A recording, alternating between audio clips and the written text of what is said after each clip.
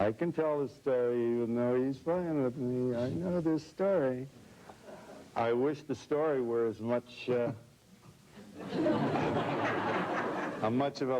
a laugh as Stephen is. This isn't funny. When Stephen was 2, he fell and a twig caught his chin. This was a pretty good puncture, was it, Mom? Yes, it actually went through his right cheek, in his mouth. I'm sorry, his chin. I said cheek. Yeah, cheek. And what'd you notice? Incidentally, you're a member of an HMO, so yes. What'd you notice, Mom? Well, he initially had the injury. We needed to get it repaired. We took him to our urgent care facility. We got forwarded to hospital, which forwarded us to Children's Hospital for surgery. It took about 9 hours to get him operated on for the facial injury itself. Yeah. And a week later, he started showing signs of lethargy, low-grade fever, and we took him to the doctor twice, finally went to his pediatrician a week later, and they put him in the hospital, and they said, well, you know, he has meningitis. So we went, and we were admitted, and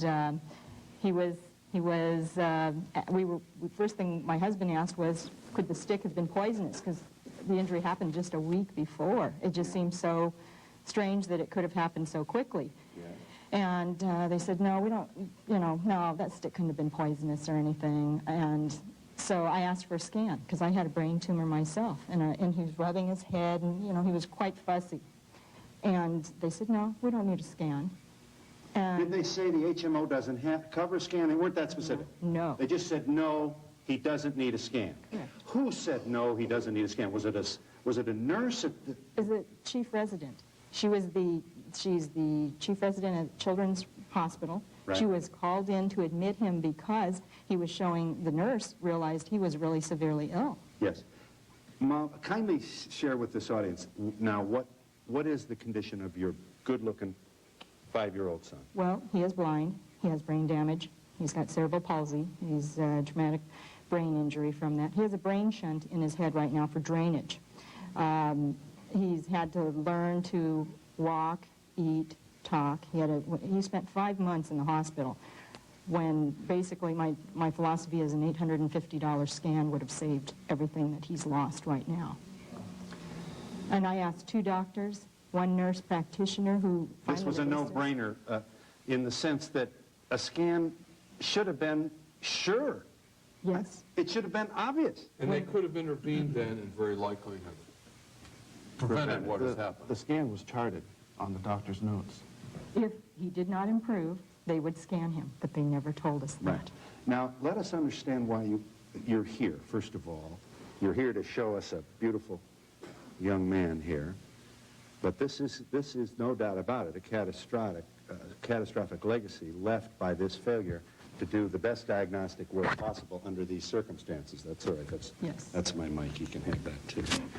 And you believe it was, what, the HMO environment that moved you? I think part of it is healthcare rationing.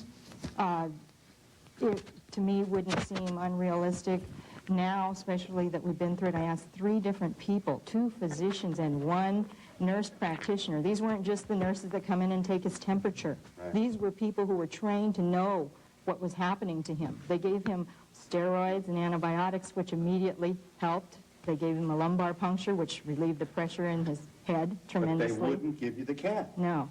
But we were sent home after 3 days, and actually he didn't even finish his full scheduled listing of antibiotics for 48 hours. They sent us home, and the next morning we found him in a seizure state. His brain had herniated from that big abscess that spread and his brain shifted. What would you want to add to this, Dad, before we break here? Well, one thing to make clear is that the doctor had in her diagnosis that Stephen could have a brain abscess. And also in her note she said, consider a CT scan if his symptoms get worse. In other words, if he has a seizure, which is like saying, I have chest pains, let's wait till the patient has a heart attack until we have an EKG or something like that. But Dr. Wolf or Dr. Himmelstein, couldn't this happen in the old medicine without the HMO? You could, you don't need, he's fine. It's hard enough to practice right when you don't have financial pressures, but we have a situation where doctors are under constant pressure from the HMOs, where the HMOs are saying, don't test. If you do spend too much money, we'll throw you out. you may not even be able to practice medicine in the future. So doctors are feeling the pressure, and under that situation, you make more mistakes.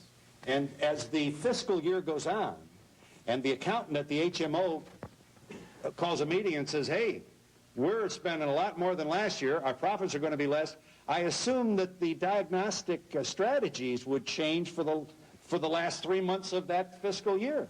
I mean, I don't know, I'm asking. Absolutely, but they might even change in anticipation as soon as a doctor signs up. I mean, here we've got an example of, yes, mistakes happen in medicine, sometimes unavoidable, sometimes through negligence, but we're layering on top of the usual mistakes, which are worrisome enough, mistakes, if you want to call it that, that are made under the guise of saving money. You know, we want to, instead of doing the CAT scan now, let's do it later. And when someone is suspecting a brain abscess, something that is an emergency and that requires immediate intervention, you don't wait till later unless someone is pulling your strings. And this is the kind of interference with the doctor-patient relationship that we're seeing more and more of.